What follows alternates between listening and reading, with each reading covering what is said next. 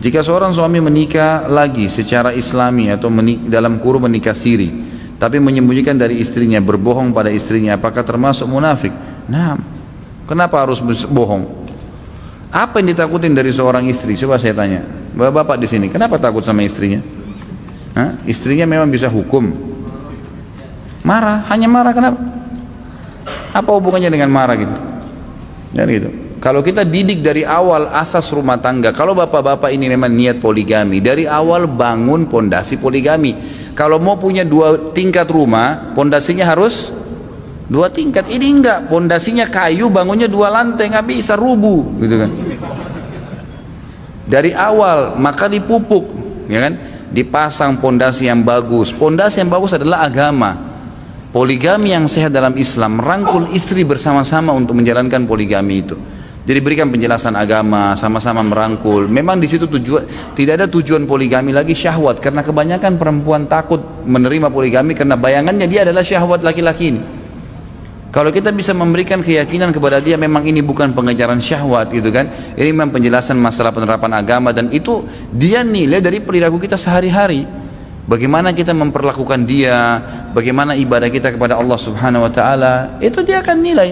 Oh, ini orang tiap malam bangun sholat tahajud, memang dia masya Allah zikir pagi sorenya, dia selalu rajin ibadah ini ibadah itu. Emang suaminya dilihat ahli akhirat gitu kan, dia pun terikut dengan arus itu. Kalau enggak maka jadi masalah buat dia, jadi masalah. Jadi penolakan itu sebenarnya terjadi karena ketidaksiapan, pondasinya kurang kuat. Kalau kuat insya Allah. Ya, saya punya banyak sekali teman-teman yang masya Allah yang menjadi praktisi dalam masalahnya, tidak ada masalah buat mereka. Gak ada masalah sama sekali, mereka bisa jalanin. Kalau nanti setelah poligami ada kecemburuan itu biasa, itu bumbu kehidupan, biasa itu. Semangat saya dalam beribadah terkadang naik, terkadang turun. Apakah ini juga indikasi kemunafikan? Enggak, insya Allah tidak. Karena memang iman itu bertambah dengan ketaatan dan berkurang dengan kemaksiatan. Dan dalam kata Nabi SAW dalam sebuah hadis sahih, pasti dalam kehidupan itu ada kelemahan iman, gitu kan? Akan terjadi itu. Kadang-kadang kita merasa drop, gitu kan. Kata Nabi SAW, siapa yang dalam keadaan drop imannya itu, dia tetap mempertahankan dalam kesolehan, maka dia beruntung, gitu kan. Dan siapa yang menghilangkan dirinya pada kesesatan, maka dia telah rugi, karena dia akan kehilangan sama sekali keimanan tersebut. Permasalahannya iman ini Bapak Ibu sekalian, kalau kita sudah pupuk dia sampai misalnya pada level 10, kemudian satu waktu kita drop ke 8, gitu kan. Nah, untuk kembali biasanya setan terus turunnya kita sampai level ke-5, sampai ke tangga sampai ke-2 kalau perlu, gitu kan. Nah, kadang-kadang kalau terlalu jauh jaraknya dengan awal, untuk kembali ke level 10 itu butuh sesuatu pemicu yang mengalahkan pemicu awal waktu kita sampai ke poin 10 tuh.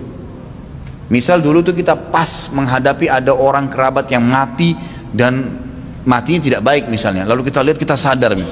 Nanti kalau jatuh drop imannya, maka itu akan harus dicari sesuatu yang lebih besar daripada itu untuk kembali ke level yang sama. Makanya menjaga iman itu adalah sesuatu yang penting, gitu kan. Sehingga pada saat pun kita merasa drop, segera kita mengambil langkah-langkah, bertelepon teman-teman yang kita tahu ahli ibadah, ajak ketemu, minta nasihat. Yang paling sering dilakukan oleh para ulama itu kalau imannya drop, minta nasihat. Itu paling sering. Mendatangi orang-orang soleh. Kata sebagian ulama tabi'in, kami ya kalau merasa iman kami turun dan drop, kami selalu mendatangi Hasan Basri. Hasan Basri seorang ulama yang masyhur. Hasan Basri ini untuk menjaga imannya, selalu omongannya tentang surga, neraka, kuburan, gak ada yang lain. Jadi kalau masuk ke tempatnya dia pasti ngomong masalah itu gitu. Jadi orang-orang di Irak kalau merasa imannya lemah pasti ke rumah beliau. Itu contohnya ya. Ada sebagian ulama salaf juga mengatakan, kami telah menemui Hasan Basri, kami menemui Sa'id bin Musayyib, kami menemui Atha bin Abi Rabah, yang kalau kami melihat mereka saja iman kami bertambah karena kesolehannya. Jadi kita cepat langsung lari ke orang-orang soleh.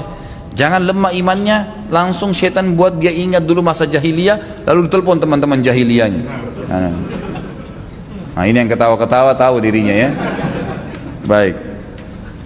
Apa hukum cicilan emas, di mana sekarang banyak mencatat banyak mengatasnamakan syariat dalam cicilan emas? Allahu alam. Yang saya tahu sampai hari ini semua buku fikih yang mengikuti sunnah Nabi SAW tidak membolehkan. Yang saya tahu, karena emas itu kata Nabi SAW, az-zahab bil-zahab, yadan biyadin, mithlan bimithl. Hadis sahih riwayat Bukhari. Emas harus dengan emas, ya kan gitu. Tangan di tangan, cash, gitu kan, tidak boleh cicil. Itu memang perintah Nabi SAW. Khusus masalah emas seperti ini, maka lebih baik jangan. Pada kajian-kajiannya, antum sering bilang terkait zikir pagi sore. Apa yang dimaksud maksurat? Benarkah bahwa ada beberapa doa yang hadisnya lemah dan doa Rabithah itu merupakan doa yang dikarang Syekh Hasan al-Banna dan bukan dari hadis Nabi SAW? Tentu yang saya maksudkan iya maksurat, biasa dinamakan dengan oleh para ulama dengan maksurat, gitu kan. Dan ini kalau dikatakan apakah ada hadis yang lemah, ini khilaf di antara ulama. Ya, dengan adanya Syekh Albani rahimahullah lahir di zaman-zaman kita sekarang yang baru meninggal itu, beliau banyak memang kadang-kadang ada hadis yang lemah zaman dulu disahihkan, kadang-kadang ada yang sahih zaman dulu dilemahkan, gitu kan, oleh beliau. Tentu orang yang bijak penuntut ilmu tidak spontanitas juga taklid buta, gitu kan. Dia bisa mempelajari itu, dia coba mencari tahu. Misal Imam Tirmidzi dulu mensahihkannya, kenapa?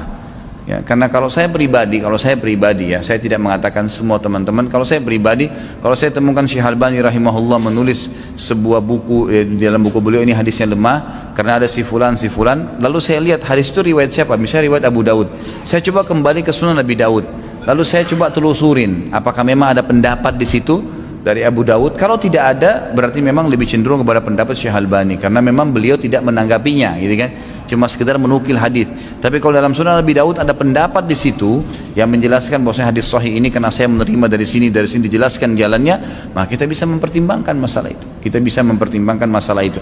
Kalau Allah alam, yang saya temukan dalam doa-doa zikir pagi sore ini, memang ada yang dilemahkan oleh Syekh Albani rahimahullah, tapi umumnya doa-doa ini sudah umum disahihkan dan dihasankan oleh ulama sebelum beliau, ya, ulama sebelum beliau, dan ini masuk dalam bab doa, ya, Allahu alam. Ini yang saya ketahui.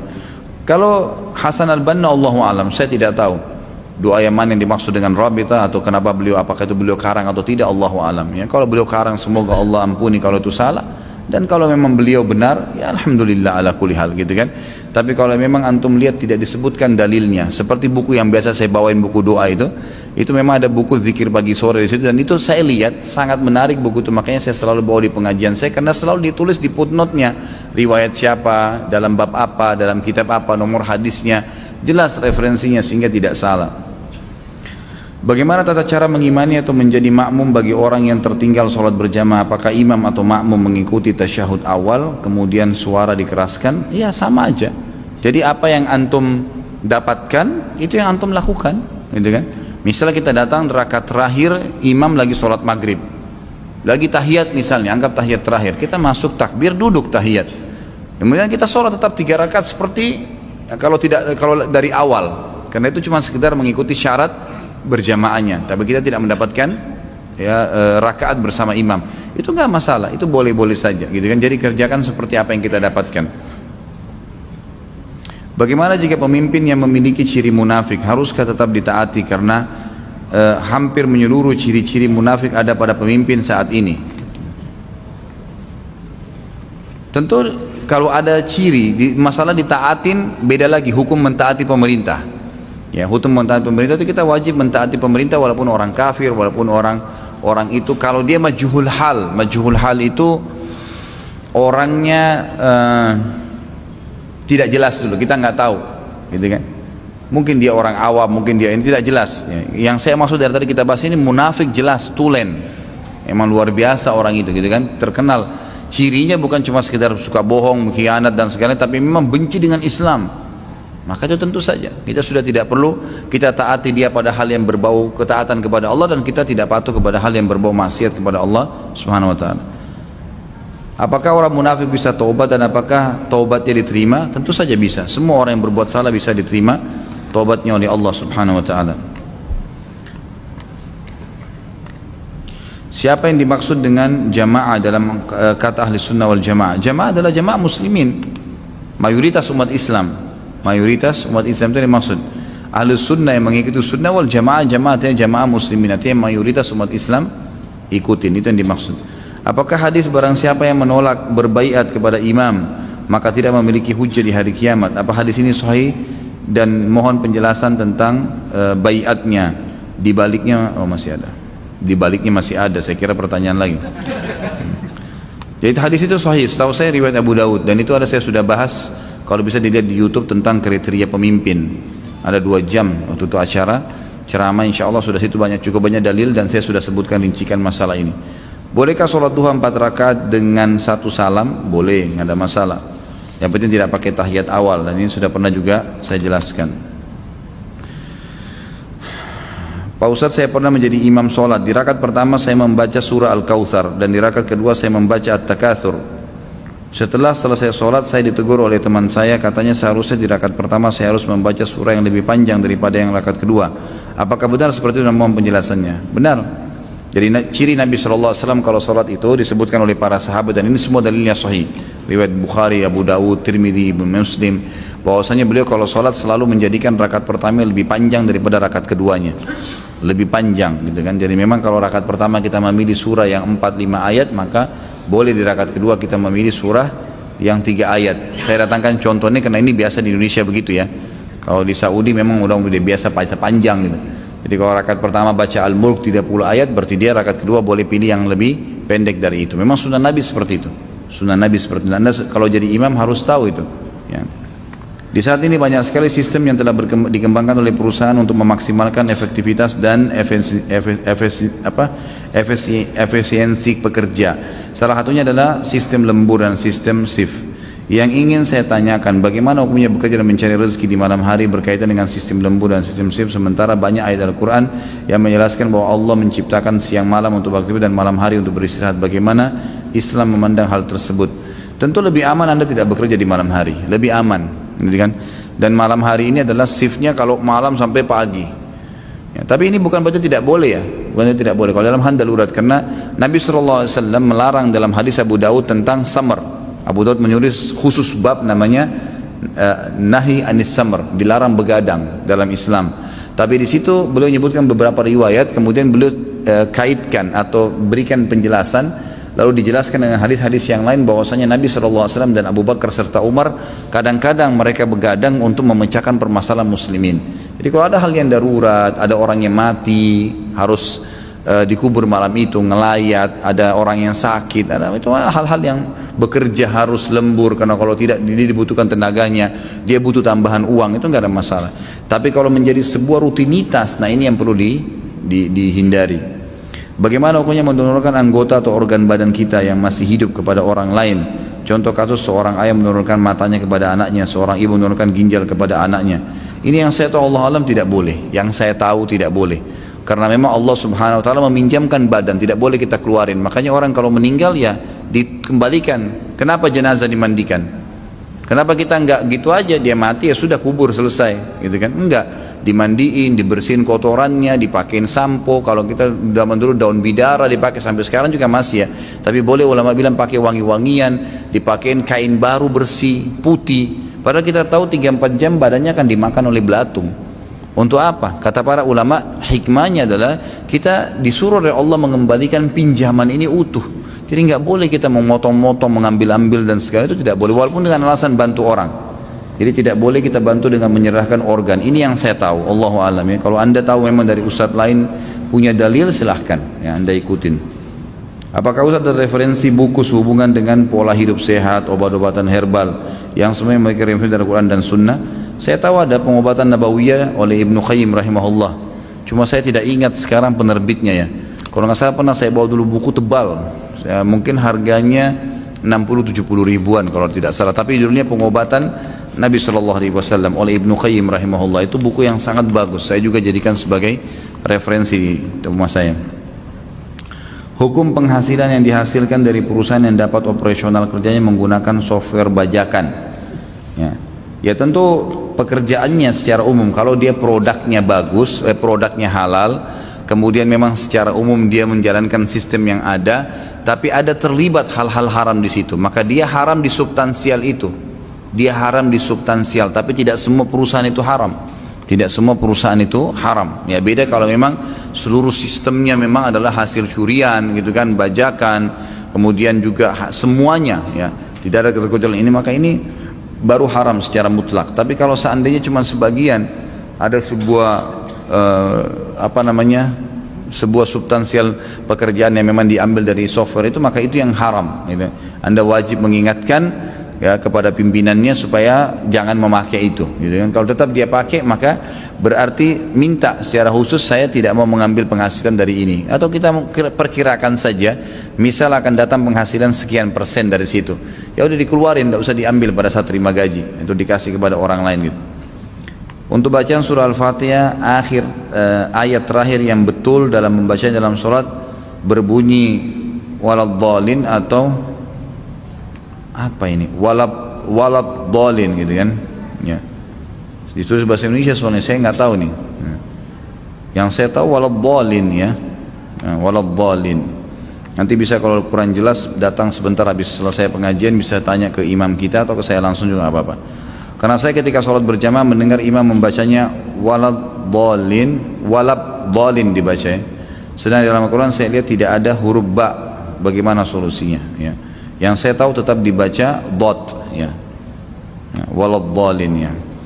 Bolehkah sholat tahiyat masjid setelah sholat wajib karena datang ke masjid tidak sempat sholat tahiyat masjid, terlambat datang karena sudah mulai sholat berjamaah? Pendapat yang paling kuat sudah tidak perlu lagi. Pendapat yang lebih kuat sudah tidak perlu, karena tahiyat masjid artinya menghormati masjid dengan sholat. Kata ulama, baik itu sunnah khusus tahiyat masjid atau sholat wajib yang sudah diiqamahkan, berarti sudah terpenuhi di situ. Saya baru aja menjalankan akikah anak sebanyak 2 ekor kambing, tetapi jauh sebelumnya kawan saya berniat nazar untuk membiayai semua. Saya selaku orang tua anak, apakah sah akikah yang saya kerjakan, sebab saya sendiri tidak ada kemampuan membeli 2 ekor kambing. Setelah rambut bayi dicukur lalu ditimbang di sini senilai harga emas atau harga perak ya Ustaz. Jadi boleh saja kalau ada orang yang mau membantu ya, baik dia nadar atau tidak, boleh saja dia mengatakan saya akan bayar deh, saya yang bayar akikah anak kamu, boleh, nggak masalah. Itu boleh-boleh saja, teman, sahabat, kerabat, nggak ada masalah. Kalau masalah timbang ini yang lebih kuat adalah perak. Kalau zaman dulu memang zaman Nabi SAW perak sama emas itu tidak beda jauh nilainya. Kalau sekarang memang agak jauh ya, emas bisa mencapai hampir 500.000 per gram, ini perak 10.000 atau berapa gitu ya per gramnya. Jadi memang jauh sekali.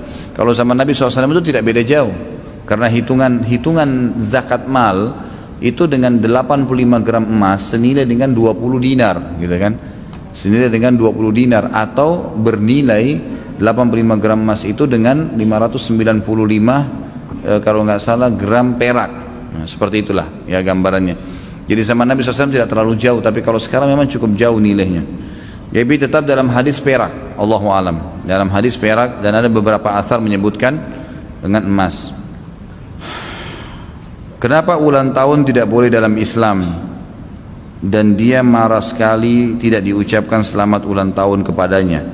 Karena beliau mengatakan bahwa menyelamati orang yang ulang tahun seperti membahagiakan dan mendoakan orang lain. Bukankah dalam Islam membahagiakan orang lain itu berpahala? Ya karena Nabi nggak pernah contohin. Jawaban kita karena Nabi SAW tidak pernah mencontohkannya, gitu kan? Jadi kita punya patokan dalam agama Islam. Kalau saya tanya balik, kalau tidak ulang tahun kenapa?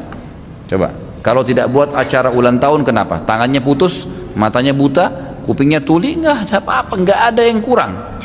Tapi kita lebih aman dari sisi agama karena memang tidak pernah ada contohnya, tidak ada panduan.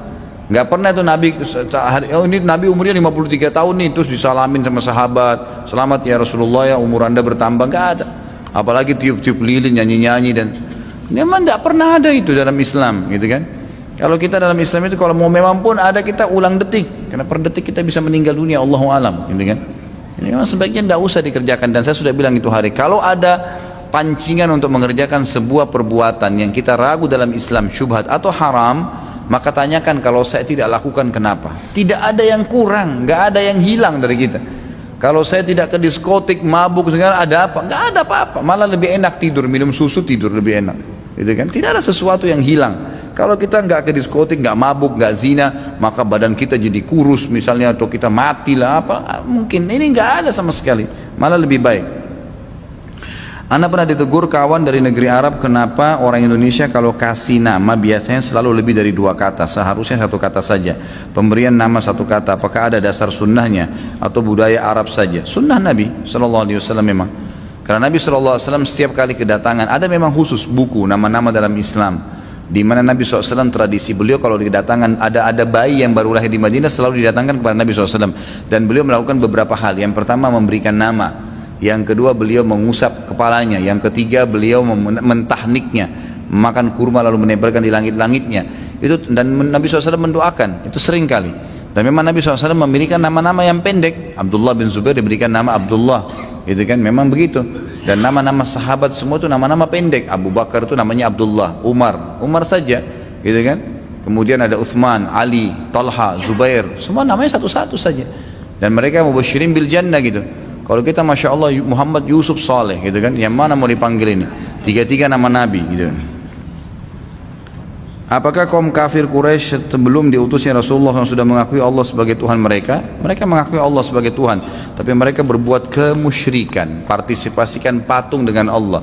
Seperti saya ceritakan tadi, cerita tentang kaum Nabi Nuh alaihissalam. Makanya mereka masih menggunakan kata-kata, orang-orang Quraisy masih menggunakan Allah, ya kan? Masya Allah, wallahi, bersumpah begitu. Abu Lahab itu bersumpah, Abu Jahal bersumpah atas nama Allah. Makanya Nabi SAW mengingatkan mereka, dan Allah turunkan dalam Al-Quran. Allah dalam surah Zumar, A'udzubillahi minasyaitonirrajim, wa idza sa'altahum man khalaqas samawati wal ard wa sakhkhara asy-syamsa wal qamar ya la yakuna Allah. Hai Muhammad, kalau kau tanya orang-orang Quraisy siapa yang menciptakan langit dan bumi, siapa yang mengatur perputaran bintang-bintang, matahari dan bulan, malam dan siang, mereka akan berkata Tuhannya Allah, gitu kan? Mereka akan mengatakan itu. Kalau begitu tanya mereka Muhammad, kenapa mereka masih sembah berhala? Mereka jawab, ma na'buduhum illa liyuqarribuna ilallahi zulfa. Kami enggak sembah berhala-berhala kecuali kami jadikan perantara antara kami dengan Allah. Ini yang tidak boleh, syirik, menjadikan perantara benda mati kan, patung. Kalau orang hidup boleh saja, orang soleh, orang tua kita tolong doain saya boleh, tapi orang sudah mati nggak boleh kan? Dalam Islam seperti itu. Anak punya teman, istrinya kerjanya apa ini? Suka berpisah, suka berpergian keluar kota lebih dari satu malam. Bagaimana hukumnya? Tergantung ya, lebih dari satu malam ini perjalanannya, perjalanan saja ya. Kalau tiba lokasi sudah nggak dihitung. Perjalanannya lebih dari sehari semalam nggak? Kalau lebih sehari semalam maka nggak boleh, gitu kan? Harus ada mahramnya. Tapi kalau dia pergi satu tempat kurang dari sehari semalam, perjalanannya pergi, pulangnya lain lagi, itu urusan pulang nanti. Kalau dia pulang pergi satu hari baru digabungkan kata ulama. Karena memang selisih pendapat ulama tentang hadis Nabi SAW, tidak halal bagi wanita mukmin beriman pada Allah hari akhir safar sehari semalam tanpa mahram. Sehari semalamnya ini jadi dua pendapat nih. Yang pertama dia mengatakan sehari semalam perjalanan di zaman Nabi SAW, Madinah Mekah 416 kilo, dulu ditempuh 3 hari 3 malam, berarti harusnya dibagi 3, 135 kilo, wanita nggak boleh safar lagi tanpa mahram.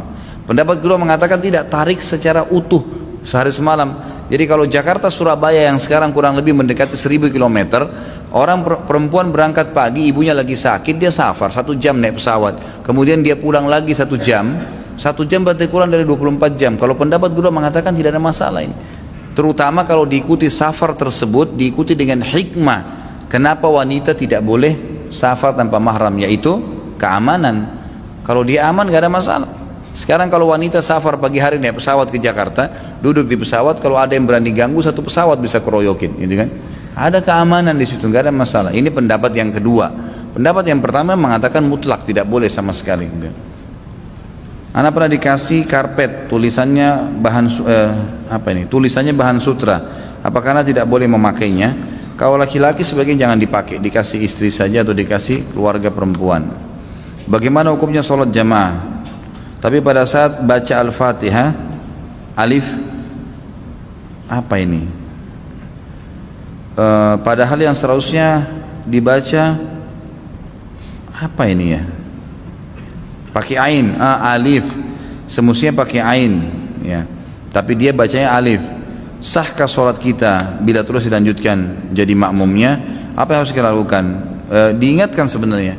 Kalau bacaan hurufnya pun salah diingatkan. Disampaikan gitu kan, alamin disebutkan, kita sebutkan alhamdulillahi rabbil alamin gitu, kita ingatkan. Kalau dia baca alamin lain artinya, alif sama ain beda. Alamin pakai hamzah artinya sakit, alamin artinya alam semesta, gitu kan. Jadi bisa berubah maknanya, kita ingatkan. Tapi kalau dia tidak mau tetap dia jalan, gak ada masalah, jangan berhenti, sah sholatnya. Soalnya Nabi SAW pernah bersabda, kalau kalian sholat dengan imam, dia benar, dia akan dapat pahalanya, dan dia juga akan dapatkan pahala kalian, kalian juga akan dapat pahala kalian sendiri. Tapi kalau dia salah, dia akan berdosa, tanggung jawab depan Allah, dan kalian akan tetap mendapatkan pahala sholat kalian. Contoh ya, contoh lebih rasional. Kalau kita lagi sholat, kemudian imamnya lupa, duhur nih, baru 3 rakaat, dia udah salam. Kita ingat subhanallah, nggak mau. Dia yakin dirinya benar. Dia duduk sementara kita yakin ini baru rakaat ketiga. Apa yang makmum melakukan? Tetap duduk, ikutin imam. Dia salam, kita berdiri tambah 1 rakaat. Memang harus begitu, karena Nabi SAW mengatakan innama ju'ilal imam liyutamma bihis shalah. Imam dijadikan untuk menyempurnakan salat atau untuk diikutin, Jadi kalau dia salah sudah ini kan tidak mau, kita sudah masalah, kita lakukan apa yang kurang gitu. Bagaimana berbohongnya kita untuk menyenangkan istri. Contoh, kita menyebut istri kita bidadariku, dan dalam hal masak. Ya memang ada hadis Nabi SAW yang mengatakan bohong itu tidak dibolehkan kecuali dalam 3 keadaan. Memperbaiki hubungan antara 2 orang yang sedang bertengkar, ya, suami istri, dan juga dalam peperangan. Memang ada hadis seperti itu. Di antaranya tadi adalah kalau suami istri, jadi dibolehkan pada hal-hal yang mubah ya. Jadi mubah ini misalnya tadi mengatakan bidadariku atau apalah, mungkin mengatakan lebih detail lagi, oh masya Allah cantik sekali ya, padahal baru bangun tidur berantakan misalnya, ya itu nggak apa-apa. Tuh suaminya baru pulang kerja keringatan, masya Allah wanginya, gitu kan. Padahal sebenarnya baunya nih kalau dicium luar biasa, bisa pingsan gitu. Nah itu mungkin masih boleh, tapi diikutin pesan. Kalau saya sarankan, ada materi saya manajemen rumah tangga, saya ikutin pesan. Saya bilang kalau memang suaminya lagi kecut pulang kerja, masya Allah begini aja wangi, apalagi kalau sudah mandi, oh itu baru dia lari mandi nanti gitu kan. Jadi jangan cuma bilang masya Allah wangi, nanti dia tahu ternyata keringatnya wangi gitu. Nah ini bahaya. Nah tiap hari nanti disiksa. Ustaz, bagaimana cara membayar fidyah hutang puasa karena hamil? Kalau bayar fidyah 2,5 kilo per hari dikali jumlah hari yang Anda tidak puasa. Misal kita lagi tidak puasa 2 minggu, maka fidyahnya 2,5 kilo kali 2 minggu. Boleh dikeluarin sehari semuanya, boleh dibagi, boleh juga ke 1 orang saja, boleh juga dibagi ke beberapa orang, nggak ada masalah. Ustaz, kapankah kita bisa sholat sunnah rawatib jika sudah tertinggal waktu sholat wajib? Sholat ba'diyah, ya, setelah ba'diyah. Misalnya kita masuk masjid mau sholat qabliyah duhur, ternyata sudah iqamah, maka boleh dikerjakan sebelum sholat ba'diyah duhur. Diniatkan untuk mengerjakan sholat qabliyah duhurnya, asal memang sudah rutin dikerjakannya. Sebagaimana hadis Bukhari, Nabi SAW pernah mengerjakan sholat ba'diyah duhur setelah asar, ya, karena beliau memang sudah rutin kerjakan dan ketinggalan pada saat itu. Saya ingin bertanya bahwasanya sudah ada 2 laki-laki yang ingin mengajak saya berta'aruf, namun mereka berdua tidak sesuai dengan kriteria saya, tapi agama keduanya insya Allah bagus. Apakah salah saya menolak laki-laki tersebut? Karena memang sampai saat ini saya tidak ada perasaan dengan keduanya. Saya takut Allah marah pada saya karena menolak lelaki tersebut. Ya, bukankah kalau jodoh itu kita juga harus ada perasaan suka? Mohon penjelasan Ustaz. Jadi kalau memang mereka sudah soleh gitu kan, tinggal masalah kriteria. Jadi gini, kadang-kadang juga kriteria, kalau hanya masalah kriteria fisik, ini dulu garis bawah ya, saya sering luruskan nih, kriteria fisik ini jangan terlalu kaku dalam sebuah poin. Karena kadang-kadang kita terekam, oh saya harus orangnya putih tinggi, atau saya harus orangnya gendut pendek misalnya, atau apalah, maka itu terekam di benak dia misal, maka dia tidak mau menerima secara fisik kalau tidak masuk di situ. Ini keliru kalau secara syar'i, gitu kan. Ini poin pertama. Jadi kita coba keluar dari situ. Kalau cuma secara fisik, lebih baik istikharah kepada Allah Subhanahu wa taala untuk bisa diberikan petunjuk, gitu kan, berikan petunjuk. Kalau yang kedua, karena ini ada ciri-ciri ya, ada ciri-ciri. Nanti kita lihat misalnya ciri Utsman bin Affan yang terkenal ketampanannya, yang tabligh akbar hari Sabtu itu ketampanannya sekali di kalangan para sahabat, tapi beliau memiliki kulit yang sawo matang, gitu kan. Dan itu terkenal. Kata sahabat memuji tentang masalah. Jadi tidak harus, itu persepsi saja. Maka kalau secara fisik kita bisa mengubah itu. Ini kalau bisa, ada celah. Kalau enggak, Anda punya hak sebenarnya, enggak ada masalah. Allah enggak akan murka kok. Enggak ada masalah kalau kita menolak memang karena dikhawatirkan malah tidak menarik. Yang kedua, kalau masalah suka itu dalam Islam memang munculnya bukan pada saat akan khidbah. Suka itu akan muncul pada saat interaksi terjadi setelah nikah. Makanya kepada saya bilang, pacaran boleh Ustaz? Boleh, tapi setelah akad nikah.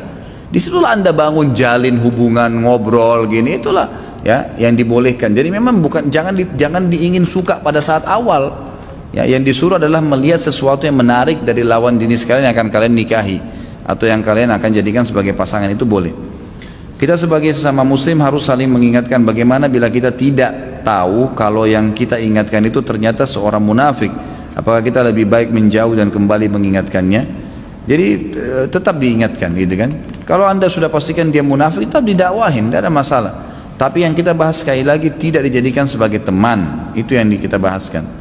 Ustaz, apa perempuan juga tidak boleh pakai cincin di jari telunjuk dan jari tengah? Setahu saya sama hukumnya, karena menyerupai kaum Lut. Ini yang saya pegangi pendapat. Kalau Anda dapat pendapat dari teman-teman lain, fadhal, silahkan, mungkin ada dalil ya. Ustaz, apakah ada yang khusus sholat tahajud? Apakah ada doa khusus? Ada setelah sholat itu, seperti kurang lebih mirip dengan doa pada saat mau ke masjid. Allahumma ja'al fi qalbi, Allahumma nurus. Cukup panjang doanya ya. Di antaranya itu, ya Allah engkaulah cahaya di langit dan bumi. Cukup panjang doanya itu. Memang itu ada dibaca di buku panduan doa kita, ada itu. Ustaz, alhamdulillah saya terlahir sebagai muslim dan saya tidak pernah belajar agama lain. Bagaimana dengan umat agama lain yang juga tidak pernah belajar Islam? Mereka tidak memeluk Islam karena tidak tahu. Apakah kita berdosa atas ketidaktahuan mereka? Apakah apa yang dapat kita lakukan? Tentu saja kalau kita tahu ada orang dan kita sengaja tidak menyebarkan Islam pada dia sementara kita memiliki potensi untuk itu, maka itu bisa saja ada pertanggungjawaban hari kiamat. Teman dekat, kerabat, kadang-kadang kita nggak mau ngomong aja. Syaitan membuat kita takut sebenarnya, jadi jangan takut masalah itu. Sabar ya, sudah ada yang nguap, ada yang angkat tas, sabar. Sebab ini 2 minggu kita libur. Saya selesaikan dulu. Ustaz, ibu saya meminta saya untuk mengikuti apa ini? Biro jodoh di internet. Bagaimana menolaknya Ustaz? Daftar di sini. Ya, insya Allah. Pak Yoyo ketawa ya. Ustaz, apa perbedaan wakaf dan sedekah? Karena di Al-Quran lebih banyak perintah untuk wakaf. Kalau wakaf itu lebih cenderung kepada tanah sebenarnya. Tanah, benda yang memang digunakan secara massal umum. Itu baru namanya wakaf. Kalau sedekah ini masuk dalam istilah lebih umum lagi. Semua yang dikeluarkan, harta kah, baju kah, makanan kah, semuanya sedekah gitu kan. Jadi lebih umum lagi masalah itu. Kalau wakaf lebih khusus kepada benda saja. Ustaz, apakah boleh ada kucing tinggal di rumah? Rasulullah SAW benarkah memelihara kucing? Boleh ada kucing, tapi kalau Rasulullah melihara tidak pernah ada hadisnya itu. Allahu a'lam, yang saya tahu ya. Yang saya tahu sahabat Abu Hurairah saja yang memelihara, dan Nabi SAW biarkan. Tapi Nabi sendiri tidak pernah saya temukan pribadi riwayat beliau memelihara kucing. Ustaz, kenapa Aisyah tidak ikut sholat malam ketika Nabi SAW sholat? Karena hukumnya sunnah. Nabi SAW tidak memaksakan Aisyah, gitu kan? Radhiyallahu anha. Tapi lebih umum yang dimaksudkan dalam riwayat pada saat Nabi SAW, kata Aisyah, aku mengetahui Nabi SAW sedang sholat pada saat kakiku dipindahkan oleh Nabi SAW pada saat beliau ingin sujud gitu kan. Nah, ini kata para ulama hadis yang dimaksud adalah di awal malam, karena Nabi SAW sering bangun di awal-awal malam. Kalau kita sekarang jam 2, jam 1 malam, beliau sudah sholat tahajud, dan sering kali beliau membangunkan keluarga beliau di akhir malam. Jadi memang ini kemungkinan hadisnya ada di awal malam, ya Allahu alam. Tapi kalaupun beliau tidak ikut, maka karena hukumnya sholat malam sunnah, ini kan bukan kewajiban. Ustaz, apakah majmu' syarif itu bid'ah? Saya tidak bisa katakan bid'ah, tapi umumnya doa-doa banyak di situ yang memang yang dikarang, umumnya ya, yang saya lihat. Jadi sebaiknya memang ditinggalkan. Dalam manasik umrah sunnah 2 kali sunnah 2 kali tawaf dalam manasik umrah, apakah harus tertib? Saya nggak tahu. 7 kali umrah tawaf mungkin ya. Sunnah 7 kali tawaf dalam manasik umrah, apakah harus tertib? Setelah mengelilingi Ka'bah 7 kali, kan urutannya mendatangi makam Ibrahim, mengucapkan apa ini? Wattakhid maqam Ibrahim, wattakhid min maqam Ibrahim musalla. Salat 2 rakaat di belakang makam Ibrahim, minum zam-zam, lalu beristilam ke Hajar Aswad kembali. Kemarin saya terbalik, minum zam-zam dulu baru sholat di belakang makam Ibrahim. Bagaimana hukum tawaf dan umrah saya tersebut Ustaz? Nggak ada masalah, karena minum zam-zam dan sholat di belakang makam Ibrahim adalah rangkaian dari sunnah. Rangkaian dari sunnah, yang wajib adalah tawafnya. Ustaz, bagaimana memberi pengertian kepada orang yang berpikir bahwa surga dan neraka serta kisah Nabi dan sahabat hanya dongeng? Ya, dia harus diberikan pemahaman secara agama. Bagaimana dia anggap dongeng? Dalam Islam tidak ada dongeng, nggak ada rekayasa, nggak ada fiktif, nggak ada karang-karang. Semua jelas, ya. Kalau dia mengatakan memang itu cerita dongeng, berarti belum beriman, ya, belum beriman. Berarti permasalahan di imannya. Ya, nasihati, diberikan masukan. Coba tanya, kamu nonton Spiderman enggak? Nonton Batman enggak? Tanya coba ke dia. Kalau dia nonton, kamu percaya ceritanya, gitu kan? Bisa ditanya kepada dia, itu dongeng. Ya, kalau ini tidak, ini kisah-kisah nyata semuanya, kisah nabi-nabi. Dan ini ada 6 miliar manusia yang beriman kepada Allah, mayoritasnya itu meyakini tentang kisah para nabi-nabi. Lebih banyak manusia yang percaya daripada tidak. Terakhir Ustaz, bagaimana kalau yang memiliki ciri-ciri orang munafik seperti suka berbohong dan ingkar janji adalah orang tua kita sendiri? Tetap kita bakti kepada beliau, gitu kan, pada hal-hal yang tidak berbau kemaksiatan, yang bahwa tidak usah dibaktiin, tidak usah dibaktiin. Allahu a'lam. Mungkin begitu Bapak Ibu sekalian. Kalau ada benar dari Allah, kalau ada salah dari saya mohon dimaafkan. Subhanakallahumma bihamdika asyhadu an la ilaha illa anta astaghfiruka wa atubu ilaik. Assalamualaikum warahmatullahi wabarakatuh.